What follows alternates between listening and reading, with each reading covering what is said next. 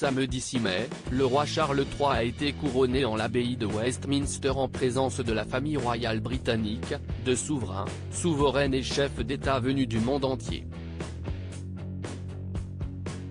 L'occasion pour lui de porter pour la première fois la couronne de Saint-Édouard, qui lui a laissé un mauvais souvenir.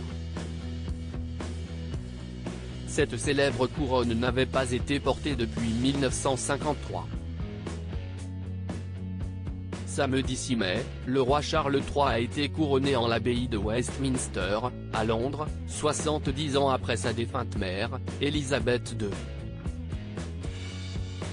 Un moment solennel où se sont pressés de nombreux invités, comme des têtes couronnées venues du monde entier, parmi lesquels Albert II de Monaco et son épouse Charlène, des personnalités officielles et chefs d'État, comme Emmanuel et Brigitte Macron, mais aussi des célébrités comme Lionel Richie ou encore Katy Perry, qui a failli tomber. Évidemment, la famille royale était également présente, notamment le prince William, qui a prêté allégeance à son père, son épouse Kate Middleton, mais aussi le prince Harry, venu sans son épouse Meghan Markle, resté à Los Angeles pour les 4 ans de leur fils Archie.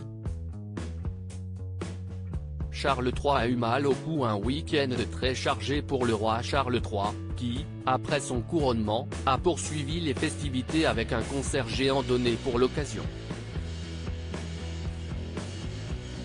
De quoi lui laisser un souvenir impérissable, lui qui a souffert physiquement pendant son accession au trône.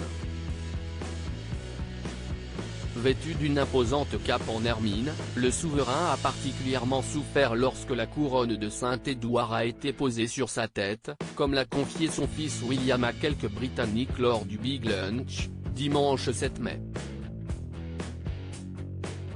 Charles III a eu mal au cou.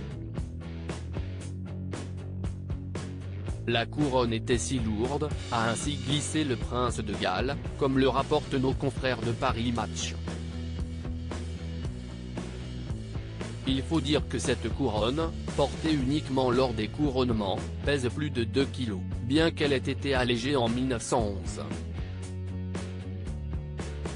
Stéphane Bern pas tendre avec Camilla si l'on parle du couronnement de Charles III, qui a patiemment attendu ses 74 ans pour devenir roi. Samedi 6 mai a également eu lieu le couronnement de Camilla Parker Bowles en tant que reine consort. Si elle n'a jamais été princesse de Galles, Élisabeth II a tenu à ce que ce titre très symbolique lui revienne en tant qu'épouse de roi. Et évidemment, en ce jour particulier, son histoire d'amour avec le souverain a été retracée en long et en large, notamment par Stéphane Bern, sur France 2. Invité à commenter ce jour si particulier pour la monarchie britannique, le spécialiste a même glissé une petite phrase qui n'est pas passée inaperçue pour parler de la reine consort qui, selon lui, est une femme qui n'est pas servie par la photographie. Elle a un visage très mobile, elle est extrêmement chaleureuse, elle est drôle, a-t-il toutefois tempéré. Article écrit en collaboration avec 6 médias.